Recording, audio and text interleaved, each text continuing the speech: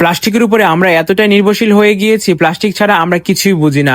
অর্থাৎ প্লাস্টিক ছাড়া আমাদের জীবন অন্ধকার। দেখতে পাচ্ছেন এই প্লাস্টিকের ভিড়ে হুগলা পাতা দিয়ে, দেশীয় হুগলা পাতা দিয়ে কত সুন্দর গৃহস্থলী সামগ্রী তৈরি করেছেন। আসসালামু আলাইকুম প্রিয় বন্ধুরা, আমি রাসেলানা চলে আসলাম নরসিংদী জেলা এবং নরসিংদী রেলওয়ে স্টেশনে। এখানে এসে দেখতে পেলাম ফুটপাতে কাকা খুব সুন্দরভাবে এখানে হুগলা পাতা দিয়ে তৈরি কিছু আসবাবপত্র নিয়ে এসেছেন। আসলে গৃহস্থলীর কাজে এগুলো প্রয়োজন পড়ে। আপনারা দেখতে পাচ্ছেন কত সুন্দর করে হুগলা পাতা দিয়ে, একদম ন্যাচারাল। আমরা প্লাস্টিকের উপরে এতটাই নির্ভর হয়ে গিয়েছি, আসলে প্রকৃতি থেকে যে আমরা সুন্দর সামগ্রী পেতে পারি সেটা আমরা ভুলে গিয়েছি। তো অবশ্যই প্লাস্টিক কিন্তু আমাদের মানবদেহের জন্য অত্যন্ত ক্ষতিকর, তাই অবশ্যই প্রকৃতি নিয়ে আমাদের বসবাস করতে হবে, তাহলে আমাদের দেহ মন দুটোই ভালো থাকবে। তেমনি করে দেখতে পাচ্ছেন কাকা কত সুন্দর করে প্রকৃতির জিনিস নিয়ে এসেছেন। এই যে হুগলা পাতা দিয়ে তৈরি কত সুন্দর সুন্দর জিনিস, এই সবগুলোই দেখাও এক এক করে।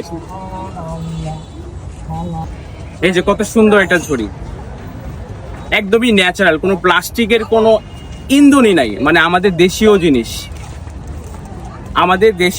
এটা কিন্তু সম্পূর্ণই আমাদের দেশীয় তৈরি। আর এটা হচ্ছে বরিশালের হুগলা পাতা দিয়ে তৈরি, সম্পূর্ণই ন্যাচারাল, কোনো প্লাস্টিকের কোনো ছোঁয়াই নাই।